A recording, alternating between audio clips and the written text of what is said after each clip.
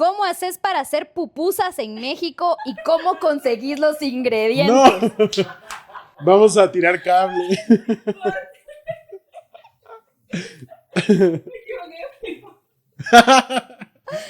Perdón, la vamos a tener que editar. Sí. Voy a fingir que es otra, decime.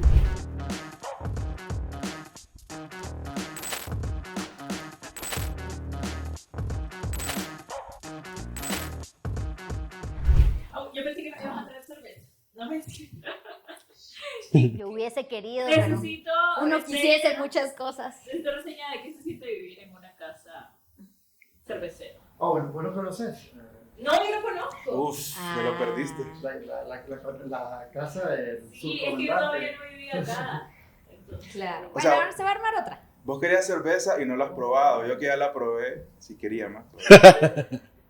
Sí. Sí, pero es que también tuvimos un clavo porque se nos echó a perder el auto en Semana Santa. No. Lo presté y... Qué alegre. Sí. yo no estaba el carro ni los libros. No, pues me quedó clarísimo por qué. No, y entonces me dejaron sin carro. Entonces, pues, ya traer chelas y ya me costaba Estaba menos. mucho. Claro. Pero deberíamos de ir a Ajá. la última vez que bueno, la Hoy última vez que regreso a abrir el bar, mañana está ¿Por abierto. qué no grabamos ahí? Esa es la pregunta. Esa es la pregunta. Sí, el próximo episodio. Bienvenidos a grabar a la chica. Esa es la cosa. Sí. pero Y además emborrachemos a los invitados. Sí. Sí. Y al host. Al host lo Al requiere. host y a los invitados. Por favor. Así salió la vez pasada. O sea, Salió Vino mareado, su- canceló. Pues, bienvenidos al podcast de, Hora Cero Podcast, perdón. Donde hablamos con gente de Centroamérica que quizás vos no conocías, gente que es súper interesante, y hoy tenemos el honor de tener a André Xu, mujer indígena, maya, guatemalteca, ¿cómo te describo? Activista, música, yo creo que, no sé, cervecera, de todo. Entonces, no voy a ponerme a leer tu currículum. Ahorita Por favor, no, por favor, vamos a hablar de un montón de cosas. Pero, recuerden seguirnos también en nuestras redes sociales y pueden encontrar este podcast en YouTube como Horacero_OCA. Pero bueno, de nuevo, muchísimas gracias por estar aquí en medio del caos de la ciudad, a pesar de todo lo que te pasó para llegar acá, porque es complejo las cosas acá. Y bueno, quería comenzar es Emiliano también, perdón por no presentar. Quería que nos contaras un poco tus inicios, sobre tu vida en Toto, en Totonicapán, o sea, para quienes te conozcan más, sobre cómo eras, cómo es ser una mujer maya rebelde y también cómo fue pasar de eso a la ciudad.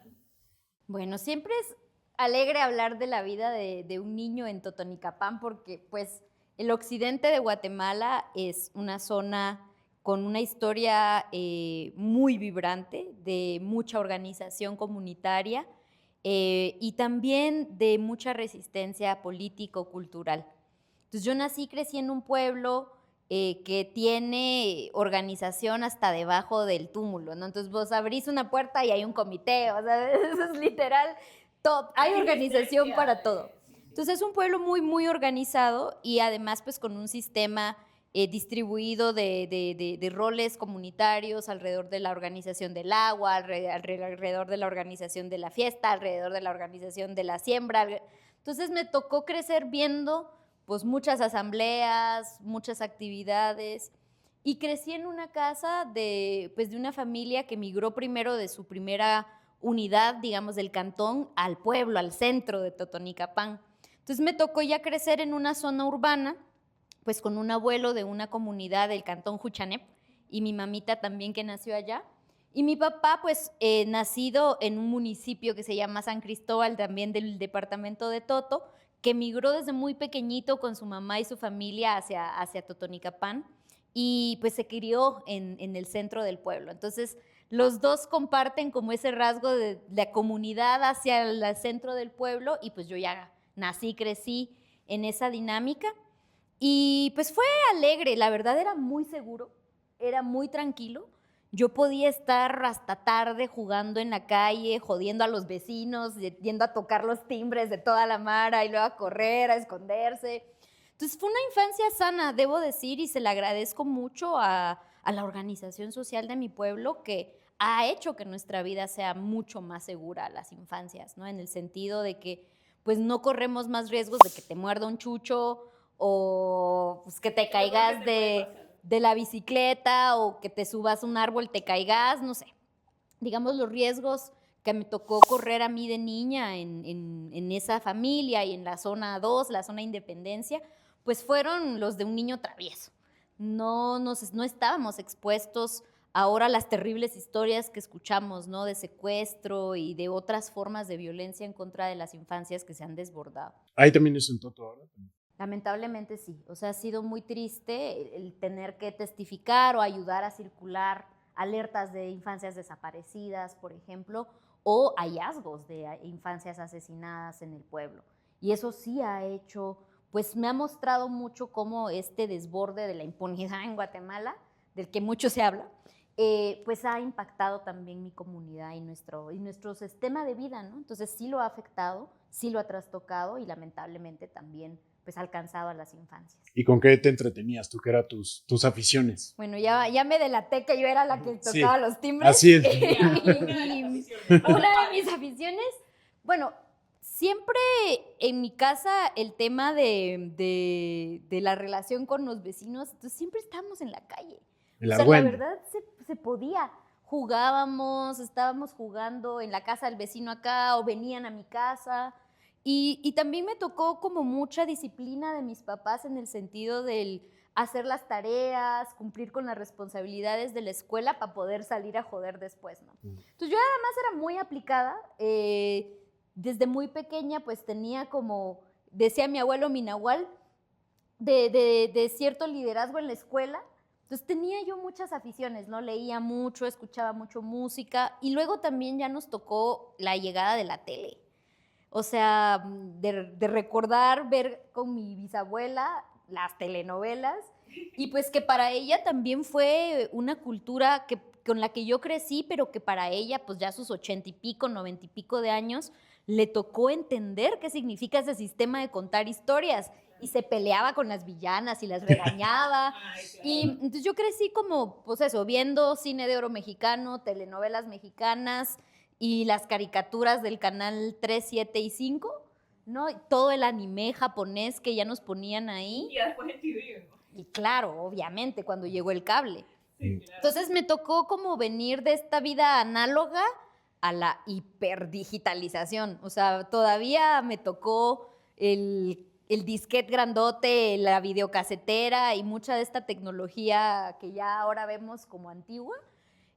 Como todavía entrando a mi comunidad. O sea, recuerdo la primera vez que un vecino llevó como negocio la tienda de alquiler de las películas.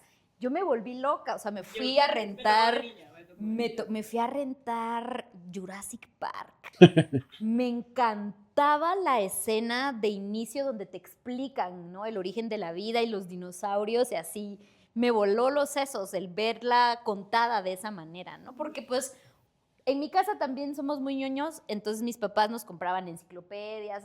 Antes que Wikipedia, El Encarta. había, y Encarta, pero eso ya es de chavorruco, Ya. ya te adelantaste.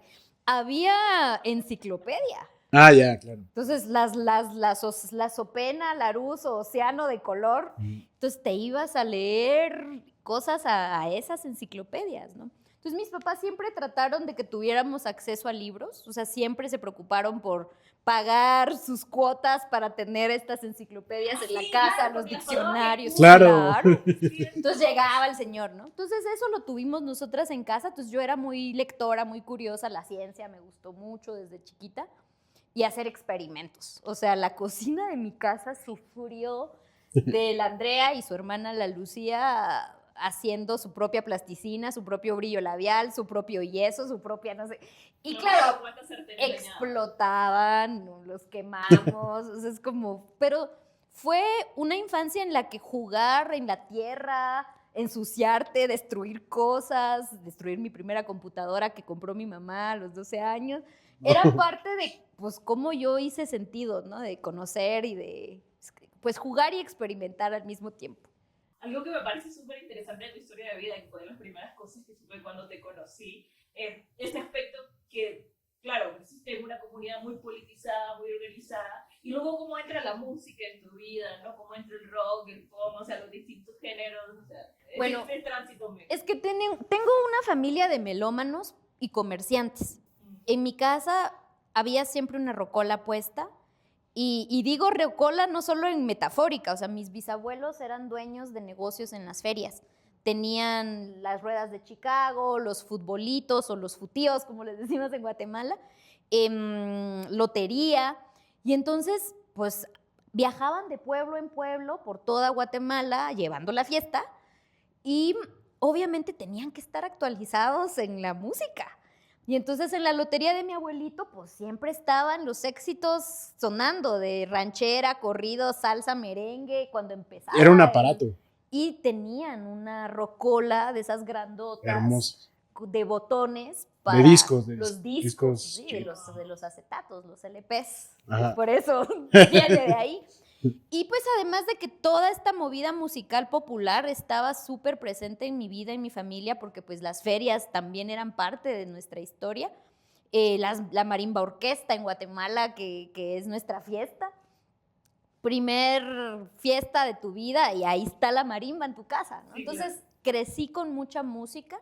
Y en mi familia hay ADN de músicos. Del lado de mi papá tengo muchos tíos abuelos que son increíbles guitarristas, primos que son guitarristas de metal y además de abogados que luchan contra la corrupción, pero esa es otra historia. Wow. Y entonces en mi casa pues mis papás también crecieron con esta música y además politizados, patojos que fueron patojos en los 80s y que escuchaban música de protesta. Entonces sí, me tocó que mis papás, pues eso, ¿no? Crecer en la casa escuchando los guaraguao con mi pachita y... Pero de leche, ¿no? Claro, de lechita. Pero pues, y también al mismo tiempo la migración y las redes de intercambio solidarias. Mis bisabuelos y mi abuelo del lado de mi mamá fueron de los socios fundadores de una cooperativa de nuestro pueblo. Y hubo una dinámica en la que la cooperativa le dio becas a las nietas o las hijas de los socios fundadores, y ahí una de mis amadas tías, mi tía Leti, pues tuvo una beca, se fue a vivir a Wisconsin a estudiar, y obviamente cuando regresó yo tenía 4 o 5 añitos, y traía Nirvana, Pearl Jam, Whitney Houston, Michael Bolton, Wham, o sea, como toda la música noventera, que pues pudo conseguir mientras vivió en Estados Unidos. Entonces, claro, y bueno, y también trajo Pink Floyd, lo recuerdo. Y además, entonces, cuando ella regresó a vivir al pueblo, traía también esta misión súper linda de compartir lo que había aprendido, y entonces me sentó a mí, a otro grupo de patojitos, a aprender inglés con ella, ¿no? De la teacher Leti. Entonces, además aprendí inglés cantando, ¿no? We are living the yellow submarine, o sea, entonces nos enseñó con mucha música y a través de la música también a empezar a pensar las canciones, ¿no? Entonces, creo que eso me hizo ser muy musical y de ahí también, ¿no? El estímulo ya lo trae uno en la sangre en ese pueblo fiestero y pues era inevitable. ¿Cómo comenzó la banda? Eso ya vino más despacito. Ah. Ya cuando estaba en el básico, bueno, yo era de la estudiantina de mi colegio y tocaba flauta. ¿Qué es la estudiantina? Pues son estas orquestas que hacen los colegios en donde los niños pues aprendemos cosas básicas de música, la clase de música, y teníamos un maestro muy buena onda, súper entusiasta, que se puso como proyecto que además de darnos la clase de música, pues sus estudiantes tuviéramos una estudiantina, una pequeña orquesta. Y me iba muy bien practicando con la flauta dulce, ¿no? Ahí jodiéndole las orejas a todo el mundo en mi casa en las tardes. Pero una vez, el chico que tocaba la batería, y yo ya había visto la batería en la orquesta, la tocaba nuestro maestro o la tocaba uno de mis compañeros de salón y yo ya le había echado el ojo, pero como es un poco intimidante, ¿no? Porque es grande y con muchos tambores. Cualquier toquecito que hagas. Y entonces yo veía que tenía un nivel de complejidad. Pero un día este compañero se enfermó y el maestro, bueno, ¿y ahora qué hago? Porque él además dirigía la orquesta, tocaba la guitarra, y yo así de, profe, ¿me deja probar? Y la verdad es que le agradezco mucho porque fue como, a ver, prueba. Y fue, como decimos nosotros en Guate, amor a primer talegazo. Porque fue que me senté y me enseñó, bueno, este es el compás base, el tumpa tumpa, y me salió y me engasé. O sea, lo traías. Pues de alguna manera el ritmo, ¿no? Y el poder llevar el ritmo es algo que me ha gustado mucho, ¿no? El latido. Y lo imagino muy catártico. Es delicioso. A mí me encanta, y lo sigo haciendo. Entonces, pues ahí empezó y obviamente yo tenía más fama de cantante en mi familia porque cantaba en el coro, porque ganaba concursos de canto en mi escuela, cantando siempre música de protesta porque era lo que me enseñaban en mi casa. Pero la primera vez que pude elegir cantar libre, canté Selena y Los Dinos. Wow. En un acto cívico del 15 de septiembre. Entonces, imagínense.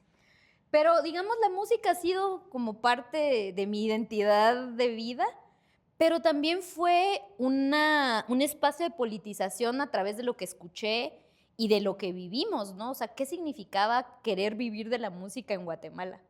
Y siento que de por ahí también viene mucha de la gestión cultural y el activismo. Claro. Sí, ¿no? Y, o sea, ¿qué significaba también crecer en ese entorno donde la Garra Chapina también estaba como en su momento, pero había cierta represión, no habían tantos espacios?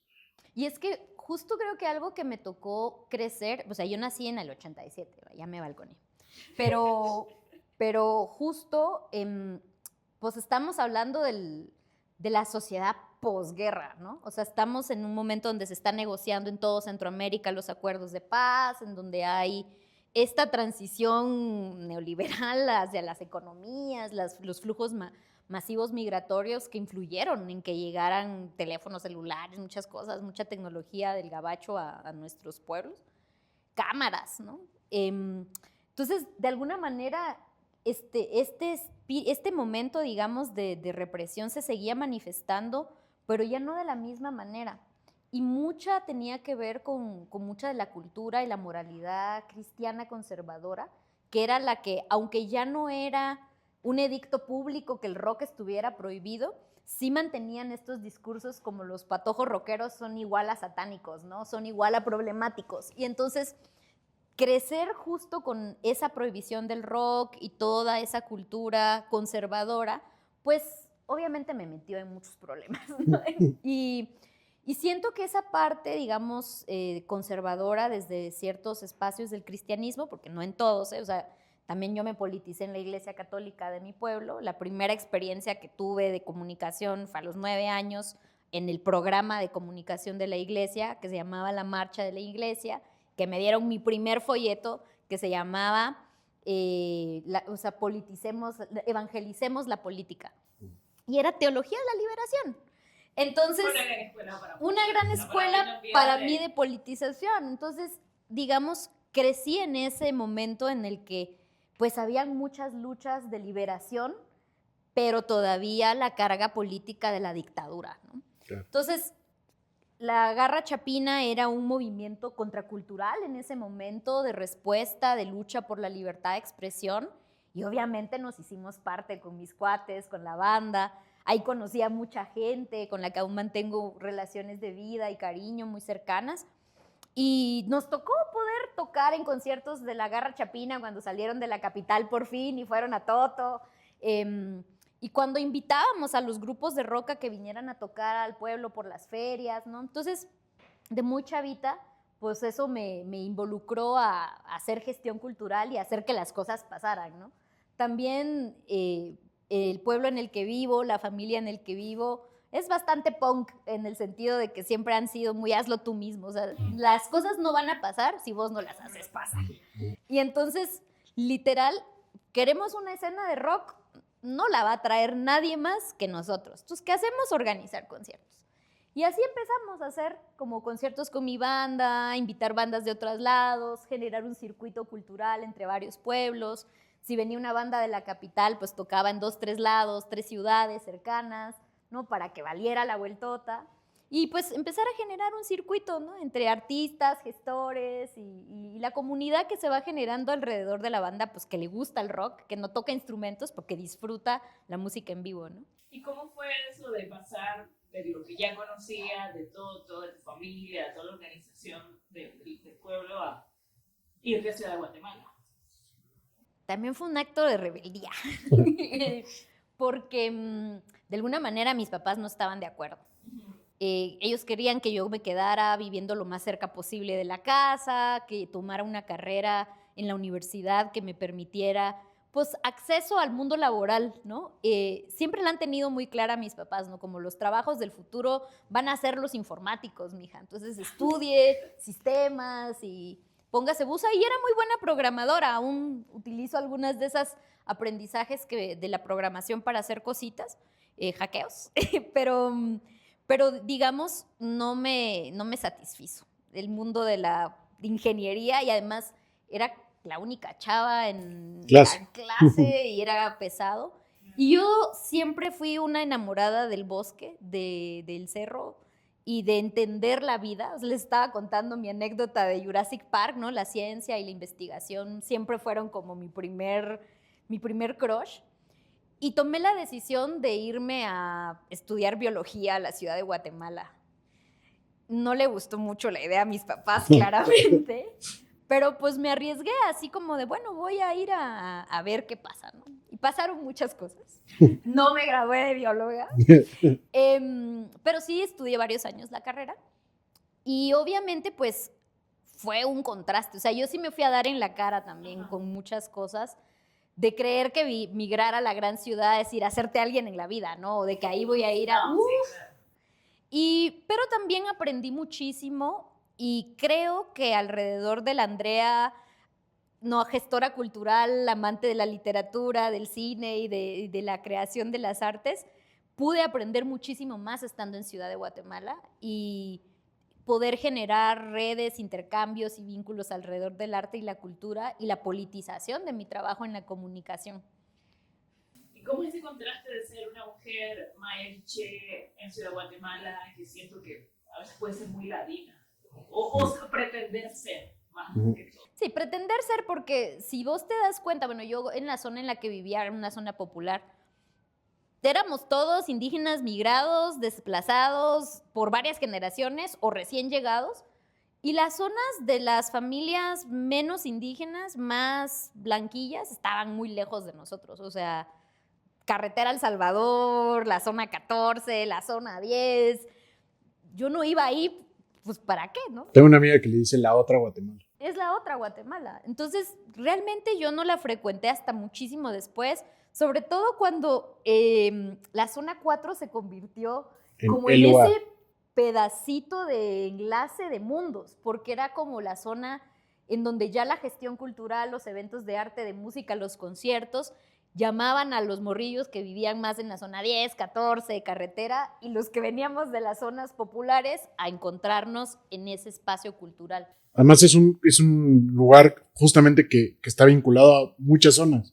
Es un lugar más céntrico, no está en el centro histórico, pero como que converge con un montón de posibilidades. Entonces ahí fue como irme a encontrar con una diversidad de gente, conocer arte contemporáneo, o sea, como cosas que yo dije, órale, o sea, qué interesante o qué intenso, ¿no? Entonces creo que me tocó ver también un momento en el que hubo muchísimos esfuerzos, muchísimas voluntades, muchísima gente poniéndole corazón y trabajo y empeño a sus proyectos culturales y que hicieron muchísimas cosas, ¿no? Entonces también me tocó estar en medio de esa movida como esponjita y organizando mucho y conectándome con gente. Pero siempre creo que con un objetivo político muy claro alrededor de las artes, la música y la gestión cultural, pues, para incomodar al poder. Y de pronto la comunicación también empieza a ser un factor, ¿no? O sea, lo tenías más natural un poco, se nota a leguas, pero ¿cómo empiezas a tomar ese camino hacia la comunicación? Porque ha sido un determinante en tu vida. Sí, pues la gestión cultural y la comunicación son una. Entonces, el comunicar un evento, el hacer un festival, proyectar una película, requiere de construir redes y formas de comunicar sobre las historias Y también a mí me tocó vivir un episodio un poco difícil en Toto, violento, porque el programa de tele de la iglesia en el que estuve por algunos años se tuvo que suspender porque ahí sí hubo represión política. O sea, el poder municipal, el gobernador, los diputados del pueblo en ese momento del FRG, el partido de Ríos Montt, el genocida, empezaron a generar represión en contra de la comunicación crítica y popular de la Iglesia Católica esos años de mi infancia. Y el programa de nuestra diócesis, de nuestra parroquia, era peligroso porque estaba hablando de auditoría social, hablando de violencia. Estamos hablando como de inicios de los 90. Finales. El mismo año que mataron a Gerardi, el 98, le llega una amenaza de muerte al párroco de nuestra iglesia, al director del canal de la tele, y así de, se me quedan callados. Y yo solo recuerdo eso, ¿no? El que me hayan dicho, Andrea, ya no va a haber programa. Y fue muy doloroso. Y también fue un momento de encachimbe. Entonces fue como de, órale, hacer esto es peligroso, ¿por? Y entonces también ahí creo que por algunos años hice como una comunicación en el pueblo más estilo rocola, o sea, teníamos unos programas de televisión local. Yo nunca dejé de hacer comunicación en el pueblo, incluso cuando me fui a estudiar a la capital. Hacíamos programas juveniles y trataba de compartir, ¿no? Libros, música, pero justo, ¿no? Como el ala conservadora de los políticos locales que querían mantenernos a raya, siempre encontraba maneras de censurarnos. Y armamos un primer programa de rock con mis amigos, ¿no? Para presentar videos de rock. Y recuerdo que pusimos un video de Tool, algo así. Y el pastor evangélico llamó al canal y que me cancelan el canal porque a ese nivel, porque les parecía satánico, demoníaco, no sé. Entonces, ese tipo de presiones me tocó ver y vivir en algunos momentos en la comunicación de lo local. Entonces, cuando ya me tocó saltar a la adolescencia, luego la universidad, nació Internet como la versión 1.0. Entonces, dije yo, no necesito canal, ni radio, ni permiso. Hacemos nuestros blogs, hacemos nuestros espacios.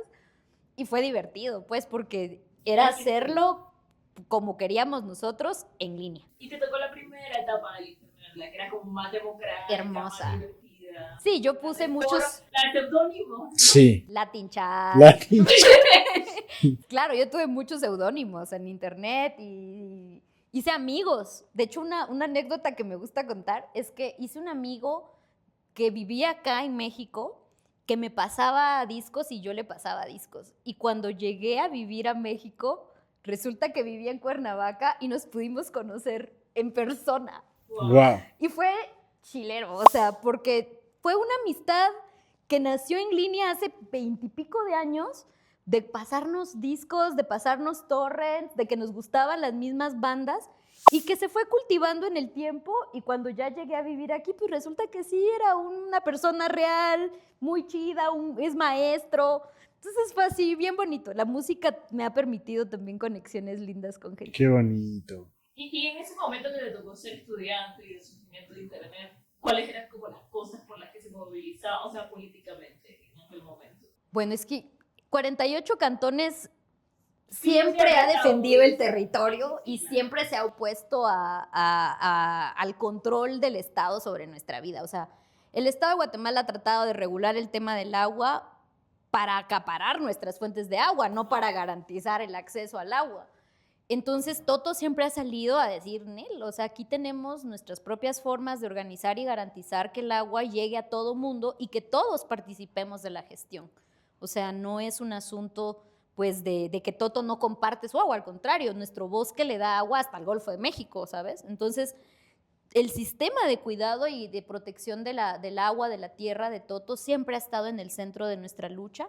Y luego, pues, ha sido en contra de los regímenes autoritarios, de la corrupción, de distintos episodios o leyes que han intentado pasarnos por encima a los pueblos, ¿no? Entonces, yo desde que estoy chiquitita me ha tocado ir a manifestaciones, participar de asambleas, acompañar a mis papás en sus distintas formas de liderazgo.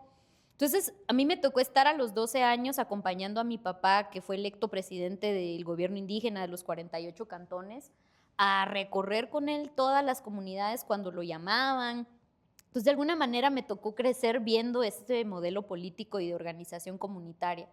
Entonces, en Toto, pues la tierra, el territorio, el agua han sido fundamentales y también alguna reglamentación de impuestos que además de no beneficiarnos como población en materia de infraestructura, pues solo garantiza una caja chica para la corrupción, ¿no? Entonces, por ahí ha venido. Entonces, ha habido siempre mucho movimiento y de mi parte creo que también mucha vinculación y mucho compromiso de cariño y afecto con que la memoria de nuestra historia reciente no se pierda. O sea, yo recuerdo un episodio muy fuerte en mi infancia, porque pues niña lectora y metiche, ¿no? Entonces, cuando se me acabaron mis libros de poemas, cuando se me acabaron mis cuentos, tus enciclopedias, mis océano de cuentos de niños, ¿no? Me fui a meter a la biblioteca de mis papás y me encontré con una primera edición de Masacres de la Selva de Ricardo Falla. Y cuando empecé a leer, fue dolorosísimo. Y yo le pregunté a mi papá, oiga, ¿por qué los libros de cuentos para adultos son tan feos? Y mi papá así como, ¿qué leíste? Y le tuve que confesar el crimen, ¿verdad? Mire, me fui a tocar sus cosas y encontré este libro y solo recuerdo cómo me dijo mi hija, es que eso es verdad, eso no es cuento. Y yo no imagino cómo debe sentirse un papá tener que explicarle a tu hija de 9 años que fue a agarrar Masacres de la Selva, que lo que está leyendo son testimonios reales de personas, que eso sí pasó. Y recuerdo por muchos años tener una pesadilla recurrente de una de las escenas que describe Ricardo en uno de sus libros y de ver cómo una casa de adobe se iba llenando de litros de sangre y yo me ahogaba adentro. Y entonces esa escena y ese proceso, digamos, de entender que eso acababa de pasar súper cerca de mí, me impactó mucho de niña y me impactaba mucho que de eso no se hablaba en la escuela. Y entonces, cuando la Iglesia Católica de mi pueblo empieza a politizar un poquito más la educación y todo donde yo estudié, pues empezamos a hablar de los mártires de la iglesia, de los mártires del pueblo, de lo que estaba pasando, pero había mucho temor, porque como obviamente seguía siendo, y todavía, tabú hablar pues de las personas que se alzaron, que se organizaron, que lucharon por tratar de cambiar las cosas, entonces pues inmediatamente había descalificación. Entonces para mí creo que ahí nació una convicción de, órale, o sea, ¿por qué no podemos hablar de esto? ¿Por qué hablar de la dictadura militar nos cohíbe, nos da tanto temor? ¿Por qué le tenemos que sentir tanto miedo a un militar? Y creo que desde ahí también empezó para mí un compromiso militante con la memoria colectiva de ese momento de guerra y luego los efectos que ya me tocó vivir a mí ya de manera personal con pues gobiernos autoritarios, violencia, ¿no? Entonces, pues una cosa te conecta, ¿no? Entonces la lucha por el territorio en tu pueblo, que creces con ella, y los efectos de la violencia militar que nos han trastocado y que siguen afectando nuestro país. Entonces creo que esos dos fueron motores importantes, justo, de politización del quehacer. ¿Y cómo sacas, o sea, es una mujer con mucha fuerza y con tantas como etapas así de, pues, diversas, ¿no? Pero ¿cómo sacas, o sea, yo me recuerdo tu cobertura en la masacre de Alaska, que estabas sin chinga, o sea, pero a más brillante, como con una cobertura profesional. ¿Cómo le hiciste? ¿De dónde surgía también esa garra? Bueno, primero del dolor y de la rabia que me dio el que hayan asesinado a 7 de mis vecinos por haber ido a defender el sentido común. O sea, eso a mí porque las masacres, la violencia militar era algo que yo leí en los libros, de lo que me informé en los documentales, ¿no? Sí, brevemente, un poquito de contexto.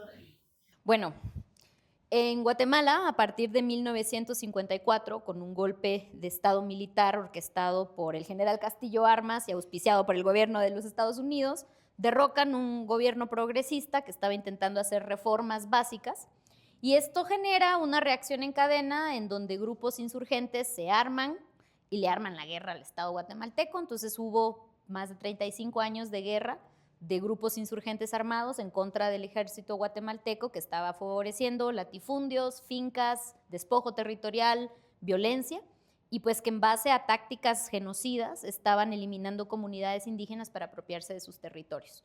Y entonces esto ocurrió en Guatemala mientras yo nacía y crecía, y empieza a negociarse la paz mientras voy haciéndome más adulta. Y pues en 1996, cuando yo tenía 9 años, se firma la paz y empieza un nuevo proceso de reacomodo neoliberal de nuestro estado. Y entonces, pues, soy esa generación de esa transición democrática.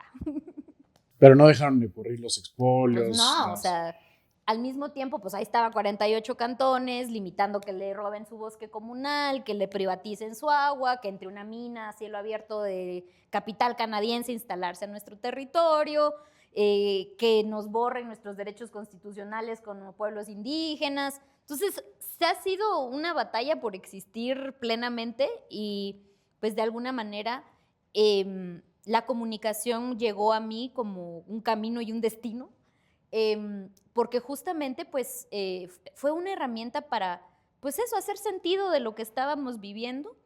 Y justamente con el tema de la masacre de Alaska, pues yo ya traía todas esas experiencias, ¿no? De la infancia comunicadora con la iglesia, de la joven adolescente en la televisión local, y luego, pues, de esta joven digitalizada que está haciendo uso de las redes sociales y de la programación para conectar con radios comunitarias. Y ahí creo que ese fue un rol muy importante, porque las radios comunitarias de mi pueblo han jugado un rol fundamental para la democratización de la información.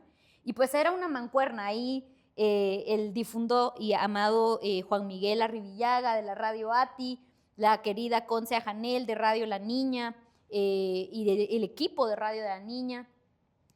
Fue como de cómo le hacemos para que esta cobertura de lo que está pasando en Toto no se quede en Toto. Y ahí fue, pues eso, hackear la señal, conectar la radio comunitaria a través de nuestros códecs digitales y que la señal saliera, pues, a nivel mundial. O sea, era romper un cerco, porque en ese año, en el 2012, el 4 de octubre que ocurre la masacre, pues se había instalado el gobierno de Otto Pérez Molina, un exmilitar acusado de crímenes de guerra, que estaba tratando de hacer reformas constitucionales para borrar derechos indígenas. Entonces, por eso la gente salió a manifestar. Habían reprimido a los estudiantes del magisterio, habían tratado de borrar la educación primaria bilingüe, y bilingüe en el sentido de que las lenguas mayas puedan mantenerse siendo habladas en la comunidad. Habían incrementado de manera absurda las tarifas del servicio de energía eléctrica porque habían facilitado la privatización del servicio, pero además dándole tarifas risorias de pago a estas megaempresas que estaban haciendo lucro del servicio eléctrico. Entonces, Toto salió a manifestar por esos 3 temas, ¿no? La electricidad, la reforma educativa y la reforma constitucional de Pérez Molina. Y Alaska es un... Y Alaska, la cumbre de Chupatán, que es un nombre quiché, es un punto neurálgico que conecta las comunidades de Totonicapán con las de Sololá y la carretera interamericana, que es, pues, una carretera muy importante para, pues, la conexión de Guatemala entre México y Guatemala, ¿no? Y Centroamérica. Entonces, la carretera interamericana, pues, fue tomada ese 4 de octubre por una movilización pacífica, mientras las autoridades de los 48 cantones pedían audiencia en Palacio Nacional. Y pues lo que recibimos fueron convoys del ejército que llegaron a dispararle a quemarropa a la gente. Y asesinaron a 7, hirieron a más de 56. Lamentablemente el sistema de justicia cooptado que tenemos no ha dado justicia a las víctimas. Ese caso sigue en impunidad. Los 14. autores materiales, aunque fueron primero capturados, luego fueron puestos en libertad. Y obviamente los autores materiales e intelectuales siguen libres, ¿no? Entonces ha sido, pues, una lucha de justicia también que me tocó ser testiga y acompañar durante muchísimos años hasta mi salida del país. Y de alguna manera, pues, creo que fue también para mí un parteaguas importante, porque, pues, yo hacía comunicación para compartir con la gente, información, libro, pero el 4 de octubre me mostró una infraestructura de los medios de comunicación en Guatemala en donde se normalizaba matar indios, en donde había razón, ¿sabes? Y eso creo que me prendió la mecha y a partir de ahí creo que el proceso de politizar y repolitizar la comunicación como una herramienta de liberación de nuestros sentidos comunes se convirtió para mí en un proyecto de vida. Y ha sido acompañante de procesos que ha visto toda esta injusticia, pero también ha sido víctima de ese proceso, ¿no? O sea, vos y muchísimas personas de Guatemala tienen que estar fuera de Guatemala. No sé si puedes contarnos un poquito de cuál y es bueno, tu caso. justo la masacre de Alaska creo que fue un momento en donde muchas de las violencias que ya me habían tocado vivir antes de represión, de exclusión, de persecución y criminalización se fueron al tope. Por la cobertura que hicimos de la masacre, por ejemplo, me tocó el tener que aprender de cuidados digitales.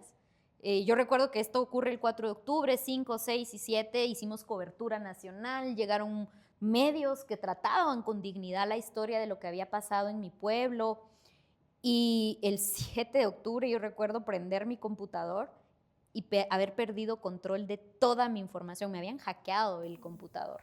Perdí todas mis cuentas de correo electrónico, ya en ese entonces de Facebook, de MySpace, de todas esas redes, High Five que existían en aquel entonces, ¿no? Entonces, pues fue el dimensionar que el aparato del Estado militar tiene capacidad represiva fuerte, ¿no? De control de tus datos.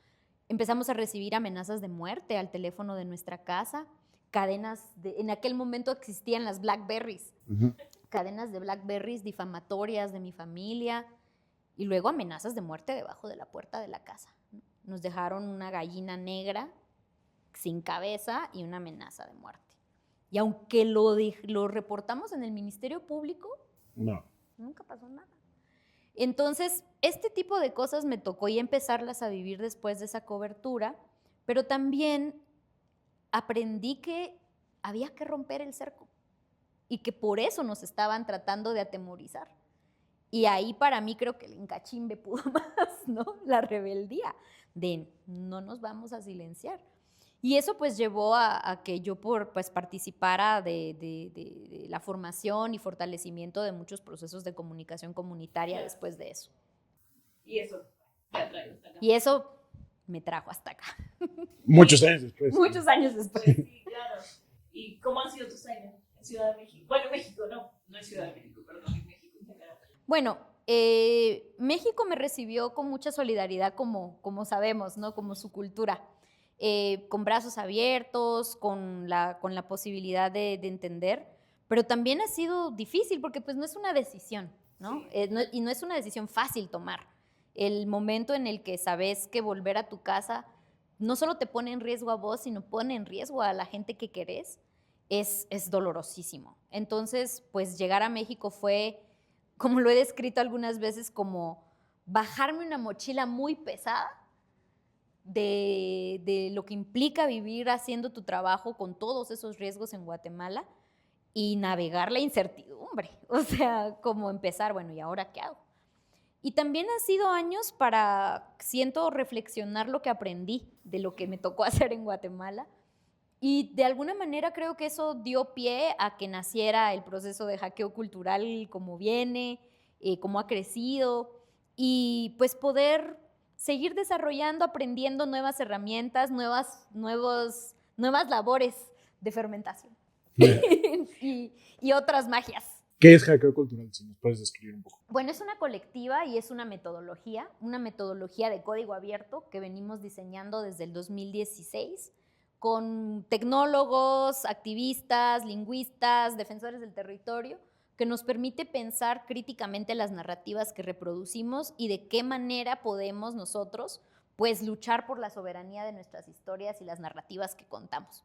Entonces es una herramienta de 5 pasitos que compartimos en laboratorios, talleres y espacios con comunicadores, defensores territoriales, que nos permite pensar, pues eso, ¿no? La soberanía de nuestras historias como pueblos, como comunidades, y pues con herramientas muy prácticas que vienen de lo que hemos aprendido de hacer comunicación en defensa del territorio. Y entonces ahora pues es un equipo de más de 8 mujeres indígenas de distintas regiones de México y Centroamérica, y pues construimos red con más personas en toda la región de Centroamérica. ¿Y de ahí surge Milpa América? De ahí surge Milpa América, ¿Y qué es Milpa América? Pues justamente cuando conversamos, ¿no? de cómo se narra nuestra historia como istmo, y sobre todo para mí ahora viviendo en México, ¿no? ¿qué tenemos en común como pueblos? Y algo que fue muy lindo, además de la tierra, fue la milpa como sistema que nos ha dado vida, que nos ha dado sentido, que nos ha dado comida, que nos ha dado medicina y que organiza.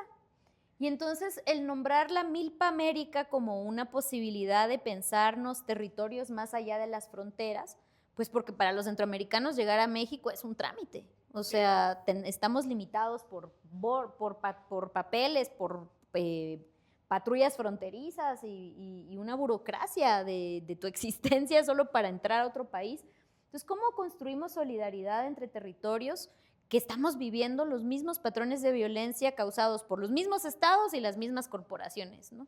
Entonces, a partir de esa reflexión, hablar de la milpa como un sentido común compartido nos gusta mucho y que nos permite organizarnos fuera de las fronteras México, Guatemala, El Salvador, sino como una identidad territorial distinta. Okay. Y pues es una red social de código abierto y un método justamente para pensar historias sobre la defensa del territorio. Muy bien. ¿Nos trajiste algo? ¿Nos lo querés presentar? Claro. Bueno, como justo hablamos de la vida melómana y de la pasión y del cariño, pues algo que a mí me encanta y que he disfrutado desde niña, ya les conté de la rocola de mis bisabuelos y de la música en mi casa, pues tiene que ver con la música y la contracultura. Y los espacios autogestivos en Guatemala de la escena musical han sido mi pasión y mi cariño. Y pues este es el disco que recién acaba de sacar La Bacteria Sound System, una colectiva de rap, de hip hop de Guatemala, que fue una de las comunidades con las que me conecté con mucho cariño en mi migración de Toto a la ciudad. Claro. Y que estaban haciendo hip hop en los barrios, que estaban organizando festivales de hip hop en las calles, en los parques, tomando los espacios públicos, reclamando la calle como nuestra. Y pues me enganché y los conocí cuando recién llegué. Y luego pues pudimos tener muchas aventuras juntos, de que viajaran a distintos lugares a dar tocadas, a estar en relaciones en los mismos espacios y pues gente a la que le sigo teniendo cariño y con quien tengo una amistad de hace mucho tiempo. Y pues 20 años, ¿no? Entonces, Sí, ahí dice 20 aniversario. sí, su 20 aniversario lo celebro sobre todo para las personas creadoras de música, de arte, de cultura en nuestro país. Es para mí Qué chulada. un logro. Entonces, una belleza aquí el Sound System en el tuk-tuk Sí. de los 20 años de La Bacteria Sound System y un vinil precioso. Hermoso. Que pues ¿Ya lo pusiste? ya, obviamente. En cuanto llegó lo estrené. Sí. Pero pues que tengo muchas ganas de organizar fiestas para que podamos poner estos beats y que los baile la gente en México, que conozcan la movida y que conozcan el bailongo que viene desde Guatemala y que conozcan a La Bacteria, son chidísimos. Y pues les tengo mucho cariño y pues justo cuando pensé que me gustaría compartir que tenga, pues yo he tratado de hacer venir cosas de Guate para acá, música, literatura, poesía, películas. Ojalá cafecito. Ay, cuesta más. Cuesta. Pero, pues, esto es de lo que recién me acaba de llegar. Ahí dijiste, tengo que compartirlo. Tengo que compartirlo, porque además, pues, es celebrar 20 años de trayectoria de un grupo increíble, con un rap con sentido, con conciencia, que habla, pues, desde el gueto guatemalteco y que cuenta historias crudas, pero reales. Y además con buen beat. Entonces, pues, celebrar a La Bacteria, los quiero mucho y ya llegó mi vinil. Bien, finalmente también aquí en Hora Cero el podcast tenemos una actividad que es presentarte un panito, que en este caso es una concha dulce, con una sorpresa, con un relleno muy especial. A ver. Así que, buen provecho. A ver qué. Bueno, yo amo las conchitas, o sea, yo vengo de un distrito de pan. Yo vengo de un distrito de pan. O sea, en la zona 2 donde yo vivo está el distrito del pan en Toto. Wow. Las mejores Es panaderías que cosa se pueden deliciosa. imaginar. Eso sí lo extraño mucho. A ver, Bueno. alguien muy especial te mandó una pregunta. Y así que Wow. si la puedes leer en voz alta, te lo agradezco. Pues la chinga. ¿Cómo haces para hacer pupusas en México y cómo conseguir los ingredientes? ¡No! Vamos a tirar cable. Me equivoqué, primo. Perdón, la vamos a tener que editar. Ajá. Sí. Voy a fingir que es otra, Sí, decime. sí, perdón. Ya te la paso. Porque honestamente solo me han mandado pupusas congeladas. Ya, pero qué rico. Yo tuve un déjà vu, yo leí en voz alta, esa pregunta ya pasó. Ajá. A ver, pero. Hubiera sido bueno que contestara. Ajá. Es que yo les iba a decir como de, yo solo he recibido pupusas congeladas. Es que tengo una de mis mejores amigas es salvadoreña. Sí, Y claro. me ha mandado pupusas congeladas para que tenga ¿Cómo aquí. puede ser que esta pregunta ahí? No, es una pregunta que se quiere quedar ahí. A ver, entonces, la pregunta que te mandaron es: ¿sos feliz con la vida que tenés ahora y con todo y cómo ha sido? Ok, está Entonces- muy buena esa pregunta. Va. Entonces, ¿cómo hacemos? Solo la leo en voz alta diciendo la pregunta. Yo voy a dejar el blooper porque está divertido. Va. Está bien, lo voy a Está bien. decir, te permite eso, pero entonces lo voy a leer acá, ¿no? Entonces, ¿sos feliz con la vida que tenés ahora y con todo y cómo ha sido? Dame la de la pupusa. Está buenísima, aunque mi respuesta no iba a ser muy agradable para los salvadoreños. Bueno, sí. La verdad, atravesar el dolor del exilio enseña mucho, pero también algo de lo que he aprendido es que mi territorio está conmigo y ha viajado conmigo acá. Mis abuelos me han acompañado en sueños, me han guiado, me han ayudado, me han levantado. Mis maestros, mis abuelos, el fuego y las ceremonias los puedo practicar también aquí. Y he aprendido muchas cosas nuevas que nunca me imaginé que iba a aprender. Y sobre todo he aprendido a querer y a enraizarme en un territorio en donde no nací. Y que me ha ayudado también a entender que el amor a la tierra pues no debería solo depender de eso. Y que la conexión con este territorio que ahora me sostiene, que también me da comida, que también, pues aquí nació mi familia, que ahora me adoptó, es una razón para sentirme agradecida. Han habido momentos difíciles, creo que todos los que hemos navegado el exilio y el desplazamiento forzado, pues la hemos pasado duro en algunos momentos, pero pues estoy viva y estoy libre. Y algo a lo que yo sí me quería negar rotundamente era pues a que mi cuerpo fuese macerado por una estructura colonial, carcelaria, militar, brutal, contra la que yo he luchado y contra la que mis abuelos han rebelado más de 500 años. Entonces, el estar aquí creo que para mí también es una forma de honrar esa rebeldía quiché, que nunca se ha dejado encarcelar, que nunca se ha dejado doblegar, y que en un momento como este, donde está preso Luis Pacheco y Héctor Chaclán, las autoridades indígenas de los 48 cantones, me recuerda justamente que tenemos que seguir luchando porque pues, no hay nadie libre hasta que no todos estén libres, ¿verdad? Entonces, pues yo estoy contenta. Y sobre todo ahora haciendo cerveza. Excelente. Además, muy buena cerveza también. Invitados. Sí, chela chicatana. Bien, pues muchísimas gracias, Andrea, también por todo, por tu fuerza y por hablarnos un ratito de ti. Y recuerden ver este episodio y los otros que tenemos con las preguntas correctas. En Horacero-CA nos pueden encontrar de esa forma en YouTube. Así que muchas gracias. ¡Que viva Centroamérica y México! Bravo.